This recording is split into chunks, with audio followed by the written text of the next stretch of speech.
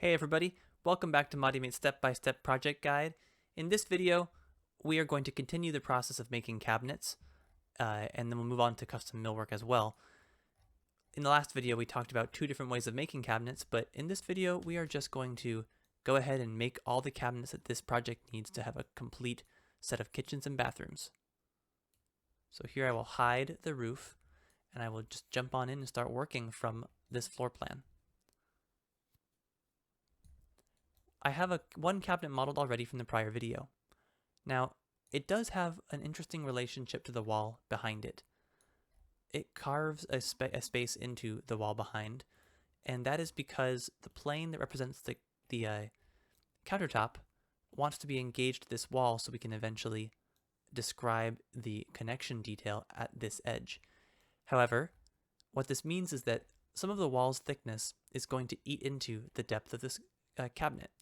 That means we want to deepen this cabinet by a few inches. Let's say if this is going to be probably a 6-inch wall, let's say, then we can move this cabinet out 3 inches.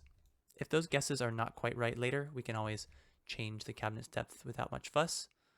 But it looks like 3 inches might actually cause a small conflict because there are exactly 3 inches of space between here and here.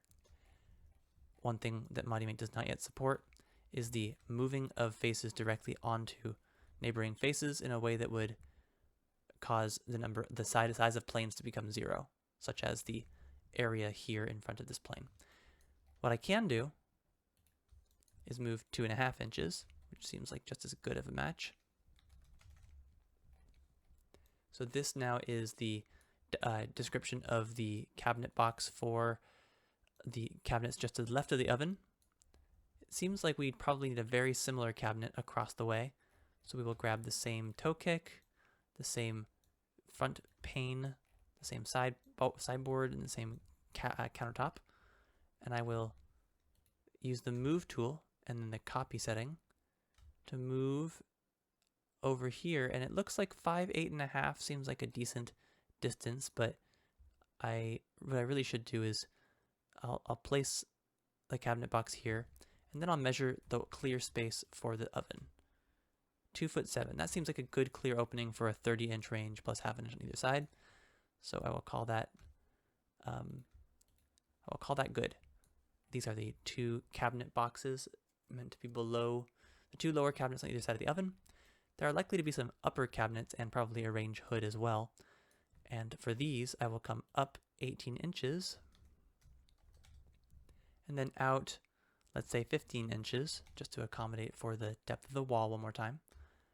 And we will match the width of the lower cabinet, unless there's some kind of extraordinary hood.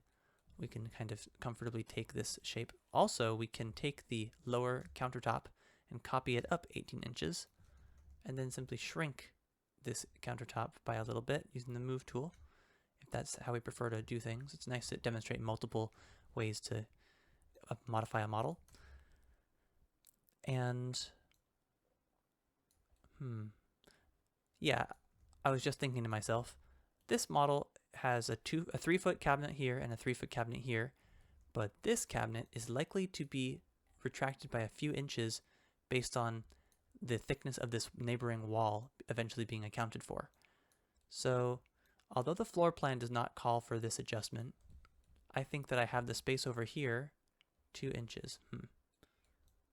I think I have the space over here to shrink this cabinet by just 2 inches, move this over by 2 inches, and now we have a cabinet that will be 3 feet roughly, maybe 2'10" or so, once this wall's thickness has been taken out. And never mind. I'm actually going to undo those changes and just stick with what's drawn on the plan. And if there's a slight discrepancy between the cabinet box sizes, we'll address it downstream. Okay, so we have the bases for the upper cabinets. Next, we will come on up and draw the height of the cabinet. I think 3 feet is going to be fine. We have a clear height of 8 feet in here, so there's going to be some kind of maybe a headboard or something like that, a skirt panel. But for now, I'm just going to connect the dots and complete my box. I could have used rectangles to do this, so I'll do that on the opposite side. I'm going to use rectangles up and over, and then just the line tool to complete. And by the way, as I'm working, if you don't see my cursor going to these tools, it's because I'm using LI to enter the line tool and RE to enter the rectangle tool. So these are large overhead cabinets, but they'll do. 3 feet wide means 1.5 foot doors. That's a pretty wide door, but we'll leave it be. Across the way, we have a second set of cabinets and probably a sideboard for the refrigerator.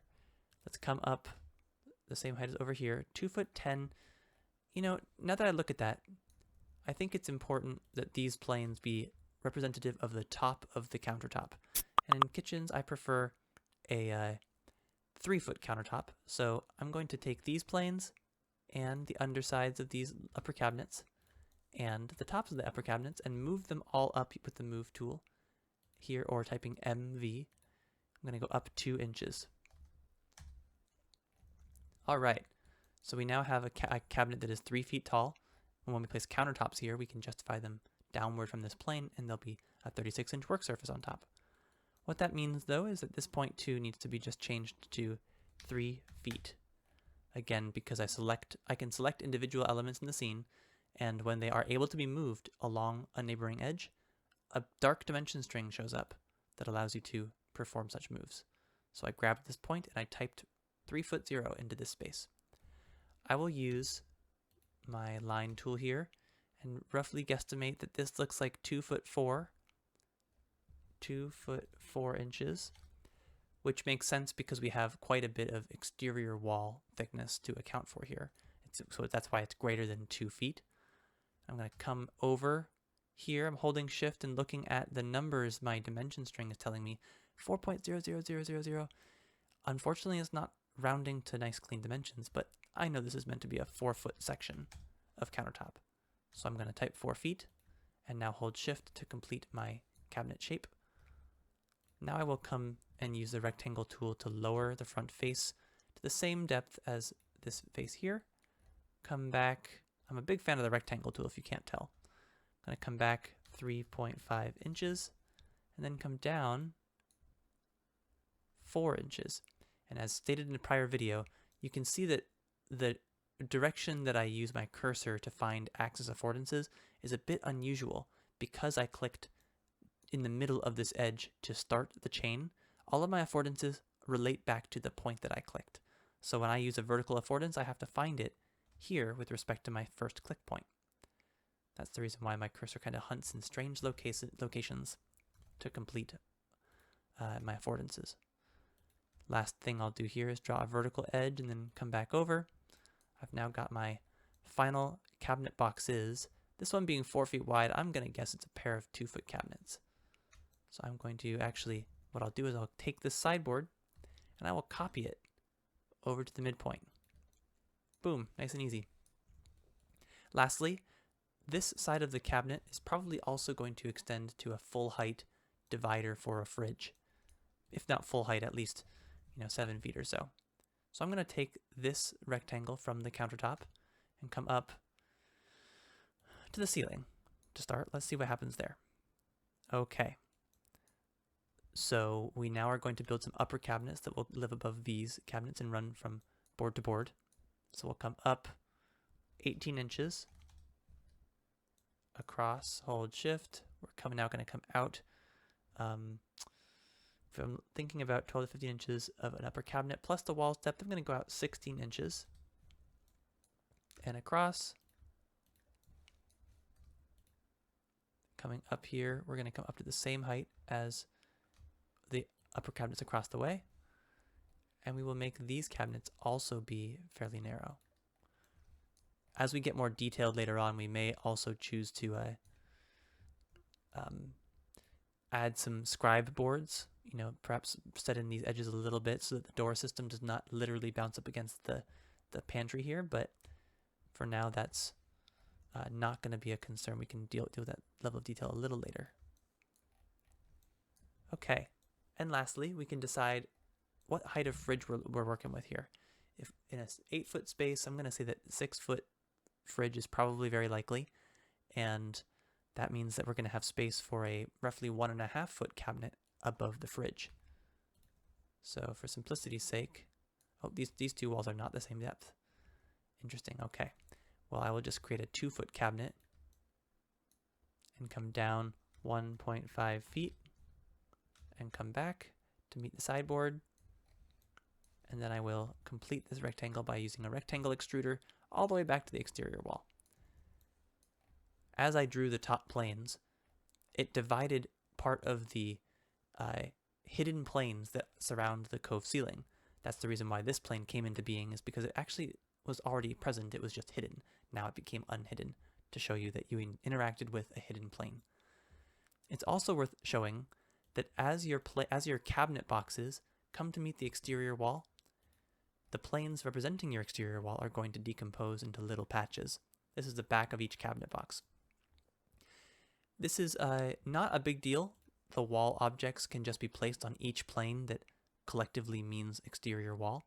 You'll have a lot of little wall patches, but all of our quantity estimates and edge details and so forth know how to understand the wall as a series of patches. It's up to you whether this is the right approach for your needs. If you want to, you can chop off the back of your cabinets. For example, these are 2'4" deep. So we could, for example, take these faces, 1, 2, 3, which are the backs of our cabinets, and use the move tool in its copy mode. I'm creating a copy of the planes, as you can see here, but I'm creating it 4 inches towards the cabinet's volume itself, typing 4 inches, enter. And as a result, we've now just added planes into the cabinet boxes that cause them to get carved up. If I delete all the planes back in here, I believe that we no longer have any reason for the exterior wall to be split because of those planes.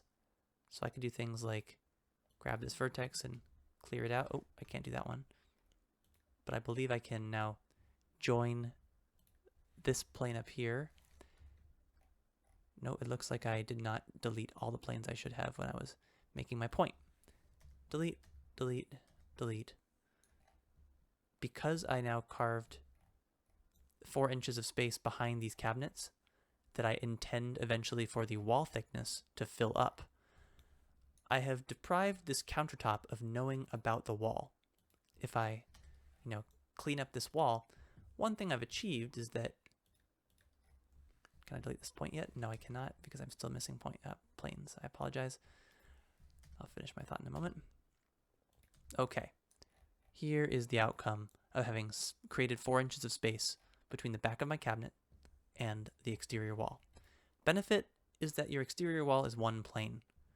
The drawback is that even after you add thickness to this plane and it starts to be a real wall, and it might look coincidentally like it comes up to meet the back of your cabinet, your countertop does not know about your exterior wall. So when it comes to calling out some kind of a detail at the place where your countertop attaches to the wall, we are not going to be able to help you. By contrast, if I Control-Z all my prior work to this point, where the cabinets are engaged with the back wall, the downside is that you have a fragmented exterior wall set of planes. But the upside is that this edge describes where the countertop meets the exterior wall. So if you ever to cut a section through here, this place is a spot that we can help you call out in your construction details. So in general, I prefer more connectivity than less, and I advocate for models to have the full connection whenever things are trying to be attached structurally.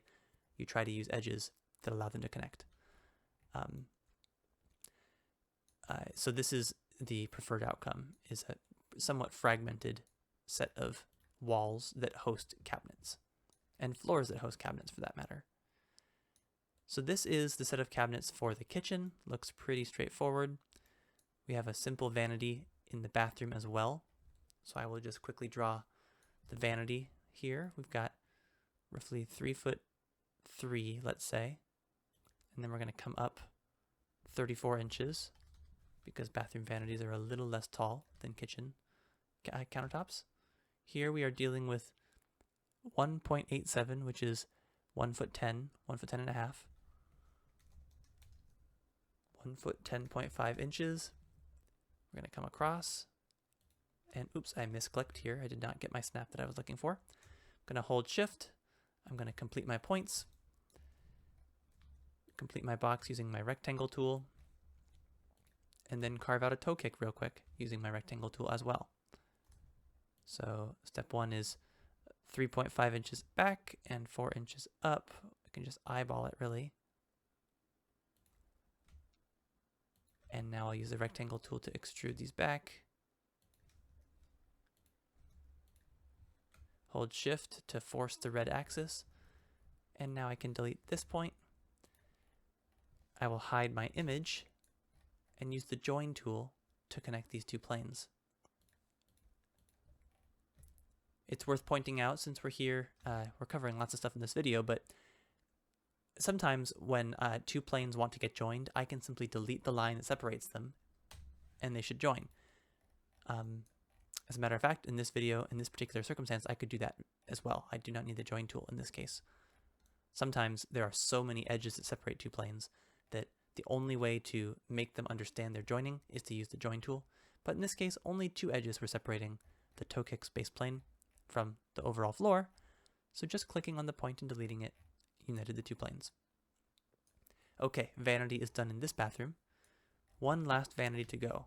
And I just clicked unhide to show my image, but in so doing I also revealed my ceiling and roof. So select, hide, back into the bathroom.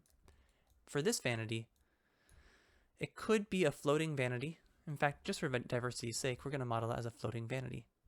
We want a 34-inch top of vanity surface, and we'll come down 20 inches from there. Let's say that that's the height of the floating vanity. We can lower it again if that's not deep enough. But here is the floating vanity as it registers onto the exterior wall. We're going to come out to here. 2.15 is 2 foot 2. Let's go 2 foot 1.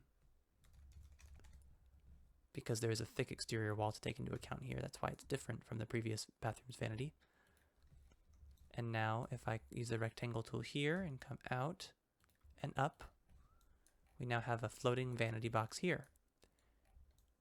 All right, so our casework and cabinets for the bathrooms and the kitchens are all complete. We've got a series of boxes here. Oh, we're missing some top planes on these boxes. Oh, I think it's because they got selected and hidden during my most recent hide. We have 2 vanities and a series of kitchen cabinet boxes. That covers the use of our massing graph technique for the casework boxes of this project. In the next video, we're going to go over some more unique and custom cabinetry, such as the shelves in this walk-in closet, and we're also going to imagine a built-in bench and shelving around this window, which may or may not actually be there, but is a good use case for more advanced millwork and carpentry modeling. See you there!